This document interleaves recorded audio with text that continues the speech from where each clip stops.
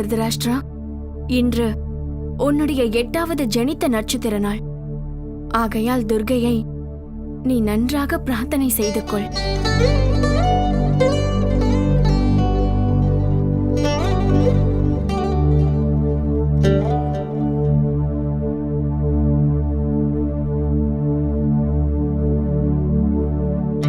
அம்மா, என்னடா என் செல்லமே?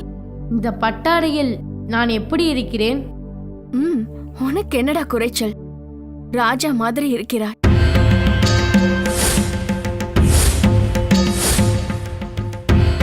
என்ன சொன்னீர்கள்? ராஜா மாதிரி இருக்கிறாய். எப்படி இருக்கின்றேன்? ராஜா மாதிரி இருக்கிறாய்.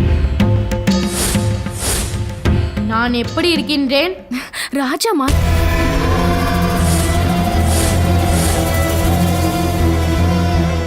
ராஜா மாதிரி அல்ல, நீ ராஜாவேதான்.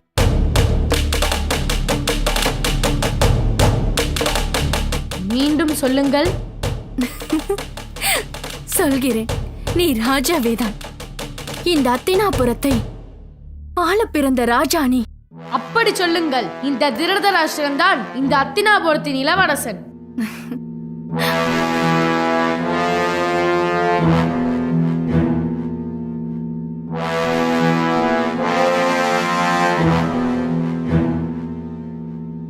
விதுரா, பாண்டு வந்துவிட்டீர்களா? அண்ணா, இந்த அலங்காரத்தில் படு அமர்க்கலமாக இருக்கிறாய் அண்ணா. எங்களுடைய வாழ்த்துக்கள் அண்ணா. பாண்டு, இந்த உடையில் நான் எப்படி இருக்கின்றேன்? யுவராஜனை போல் இருக்கிறாய் அண்ணா. என்ன சொன்னாய்? யுவராஜனை போல் இருக்கிறாய். என்ன சொன்னாய்? யுவராஜனை போல். என்ன சொல்கிறாய்? நீதான் அண்ணா இந்த சாம்ராஜ்யத்தின் யுவராஜன். நன்றாக சொன்னாய். விதுரா, நீ சொல். இந்த அத்தினாபுரத்தின் வருங்கால சக்கரவர்த்தியே நீதானே?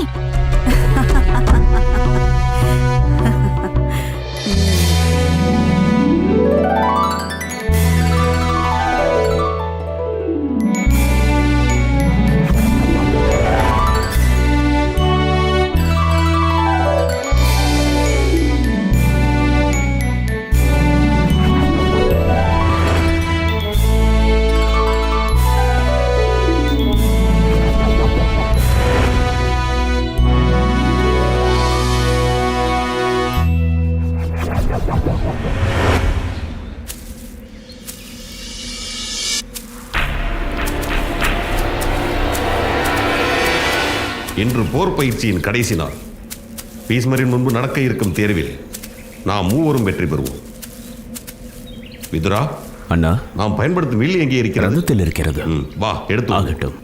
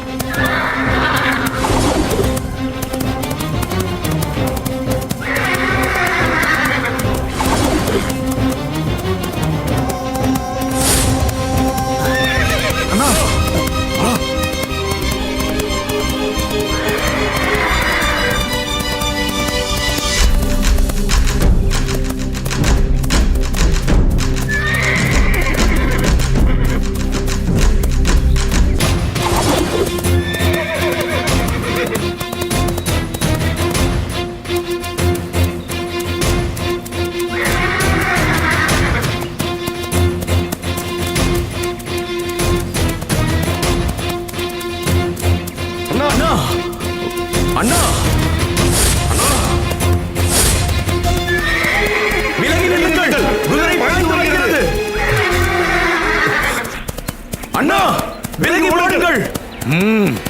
கூச்சல் போடாதீர்கள்.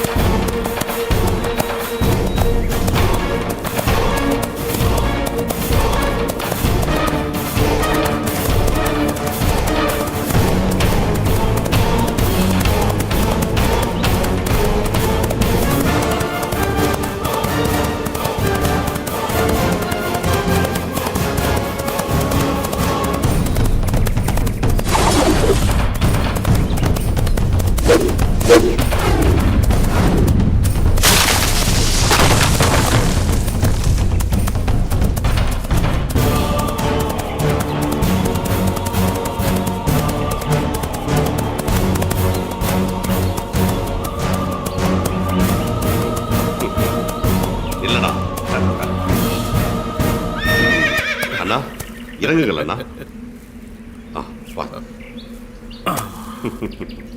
பார்த்தாயா, அண்ணனிடம் அடங்கி விட்டது.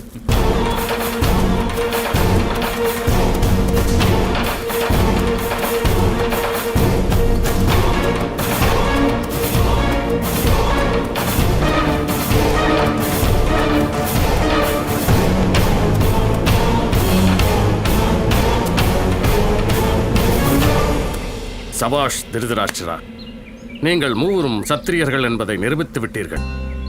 இன்று எதேச்சையாக நடந்த சம்பவம் உங்கள் மூவரின் திறமையையும் வெளிக்காட்டிவிட்டது. இன்றோடு உங்கள் போர் பயிற்சி முடிந்தது. இன்றைக்கு நீங்கள் பயிற்சி செய்ததை வைத்து உங்களுடைய திறமையை வளர்த்துக் கொள்ள வேண்டும். இதுதான் உங்களுடைய கடமை.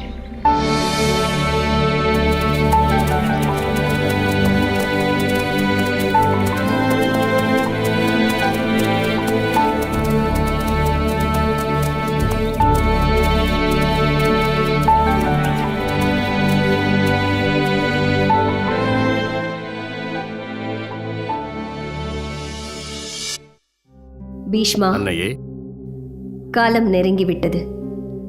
அத்தினாபுரத்து அரசனின் சிம்மாசனம் வெகு நாட்களாகவே வெற்றிடமாக இருக்கிறது.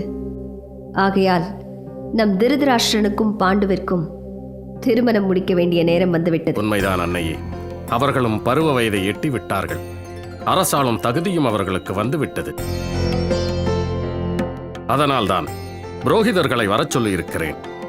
நல்லது, நீ சொல்வதும் சரிதான். ஆனால் முதலில் இவர்கள் இருவருக்கும் திருமணத்தை முடித்து வைப்போம். பிறகு பட்டம் சூட்டுவதை பற்றி பார்க்கலாம்.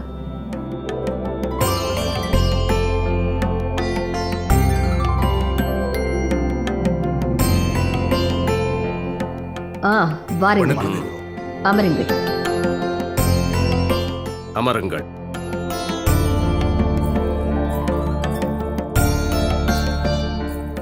திருதராஷ்டிரனுக்கும் பாண்டுவிற்கும் ஏற்ற மணப்பெண்களை தேர்ந்தெடுக்க வேண்டும். உத்தரவு பேரரசியாரே. ஏதும் ஜாதகங்கள் வந்துள்ளனவா? அதில் ஏதேனும் நம் இளவரசர்களுக்கு பொருந்திருக்கின்றனவா?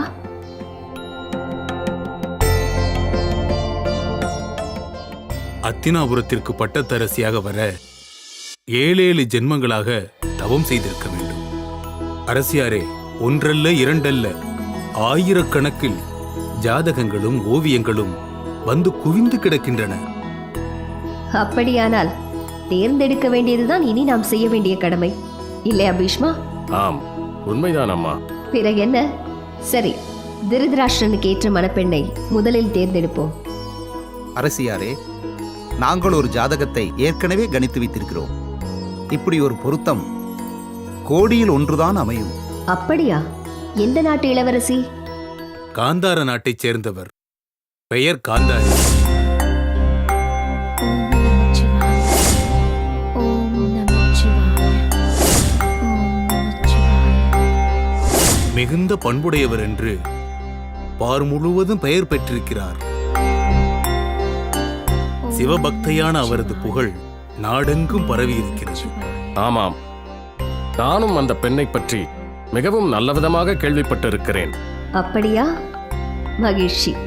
நல்ல செய்தி சொல்லியிருக்கிறாய் பீஷ்மா. சரி, பாண்டுவிற்கு எந்த நாட்டு இளவரசி காத்திருக்கிறாள்? பாண்டு இளவரசருக்கு மதுரா தேசத்து இளவரசி குந்தி தேவியின் ஜாதகம் மிகவும் பொருந்தியிருக்கிறது.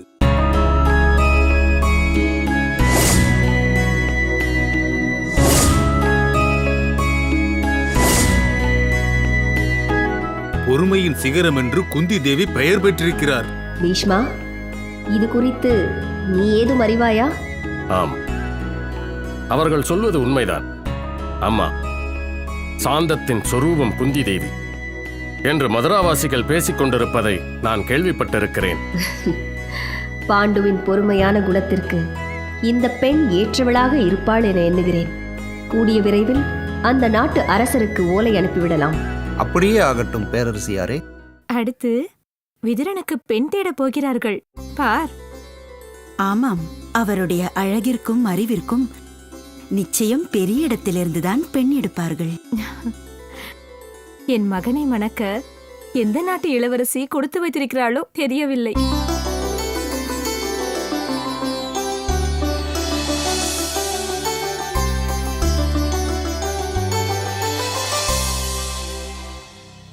தயக்கமில்லாமல் அதற்கான ஏற்பாடுகளை உடனே செய்யுங்கள். அப்படியே ஆகட்டும் ராஜமாதா. நன்றி, சென்று வாருங்கள். உத்தரவு ராஜமாதா. நாங்கள் வருகிறோம். பீஷ்மா, காந்தார தேசத்திற்கும் மதுரா தேசத்திற்கும் இளவரசிகளை பெண் கேட்டு ஓலை அனுப்பு. இல்லை, அது ராஜமாதா, என்ன சிவை? என் மகனின் திருமணத்தை பற்றி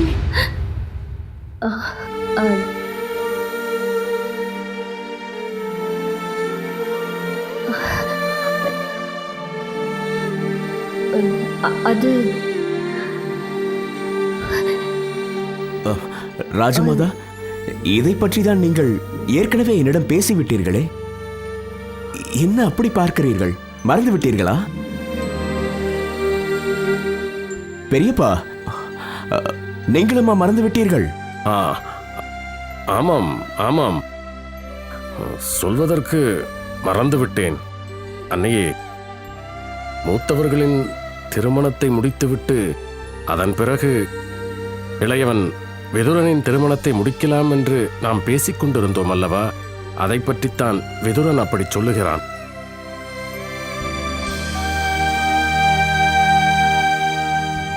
நான் சொல்லவில்லை. பீஷ்மரே. அம்மா, முதலில் அண்ணன்களுக்கு திருமணம் ஆகட்டும். இப்பொழுது எனக்கு என்ன அவசரம்? பிறகு இதை பற்றி முடிவெடுக்கலாம்.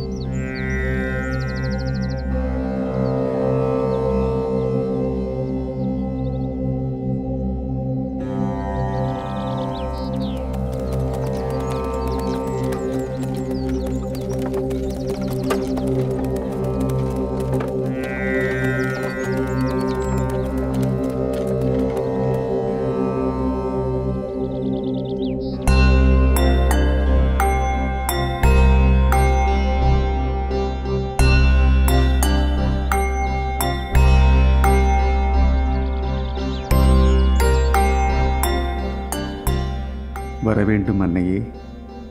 உங்கள் முகத்தில் தெரியும் மகிழ்ச்சியை பார்த்தால் ஏதோ நல்ல செய்தியை கொண்டு வந்திருக்கிறீர்கள் என நினைக்கிறேன். அது சரி, உனக்கு தெரியாததா? திருதராஷ்டிரனுக்கும் பாண்டுவிற்கும் வரன் பார்த்திருக்கிறேன். அப்படியா? காலம் கடகடவென்று உருண்டோடுகிறது. கை குழந்தையாக இருந்தவர்கள் இன்று திருமணத்திற்கு தயாராகி மணமகன்களாக நிற்கிறார்கள். எந்தெந்த தேசத்திலிருந்து மணப்பெண்களை தேர்வு செய்திருக்கிறீர்கள்? திருதராஷ்டிரனுக்கு காந்தார தேசத்திலிருந்து காந்தாரியை பெண் கேட்டிருக்கிறோம்.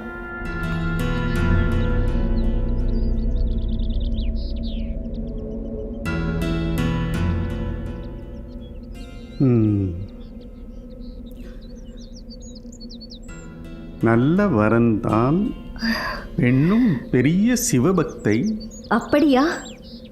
நீ சொன்னால் சரியாகத்தான் இருக்கும். இப்பொழுதுதான் எனக்கு நிம்மதியாக இருக்கிறது. பாண்டுவை மணக்கப் போவது யாரோ? குந்தி தேவி, மதுராவை ஆளும் குந்தி போஜனின் மகள். பாரதம் போற்றும் குணவதி அவள். தெய்வ அருளை நேரடியாக பெறும் பேறு பெற்றவள். சிறப்பான இடத்தை தான் தேடி பிடித்திருக்கிறீர்கள். நீ நல்ல வாக்கு சொல்வாய் என்றுதான் உடனே கிளம்பி வந்தேன். நீயே உன் வாயார புகழ்ந்து விட்டாய். இனி எனக்கு நிம்மதிதான். நான் ஓய்வெடுக்கும் காலம் நெருங்கிவிட்டது என நினைக்கிறேன். வருகிறேன் வியாசா. சற்றே இளைப்பாறை செல்லலாமே? இல்லை இல்லை, திருமண ஏற்பாடுகள் மலை போல் குவிந்து கிடக்கின்றன. வருகிறேன். நல்லது அன்னையே.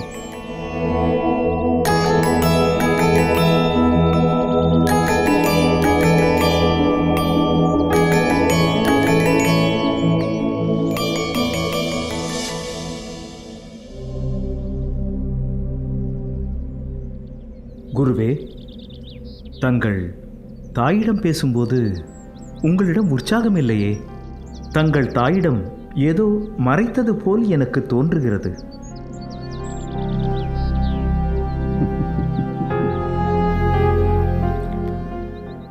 நீ நினைத்தது சரிதான்.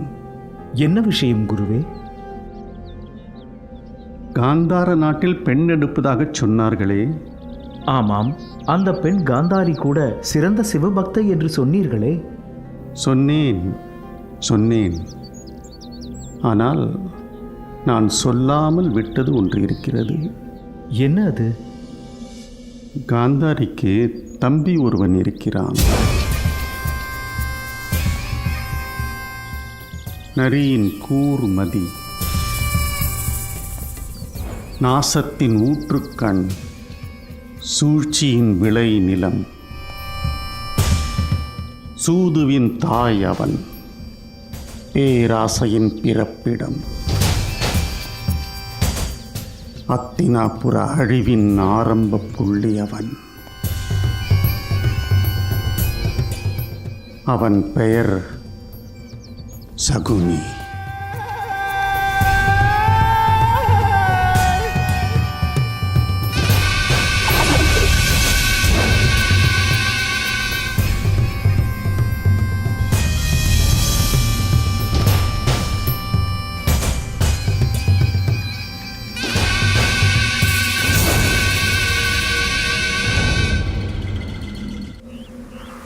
விதியே விதியே, இது நீ செய்த சதியா?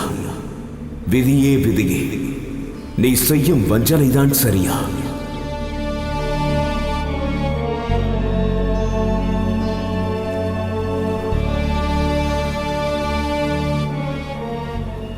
பாவம் பழி சொல், தீவினை யாவும் 7 ஜென்மமாய் பின்தொடரும் சாபம்.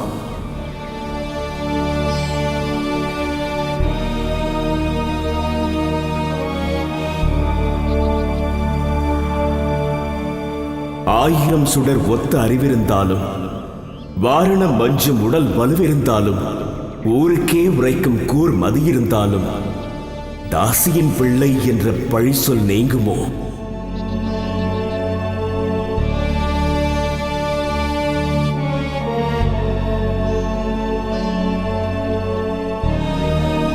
வித்தினை இட்டது யோகியே, ஆனாலும் பெற்றது என்னவோ பணிப்பெண் தானே. தீஞ்சுவை மிகுந்த பேரிச்சை பழமதை ருசிப்பார், உடல் கொழுப்பார், புகழ் உரைப்பார். ஆனா பழமது விளைந்த பாலை நிலத்தை யார் மதிப்பார்? பாலையில் விளைந்தது என் குற்றமா? பாலை நிலமாய் பிறந்தது என் தாயின் குற்றமா? விதியே விதியே, இது நீ செய்த சதியா? விதியே விதியே, நீ செய்யும் வஞ்சனைதான் சரியா? சரியா?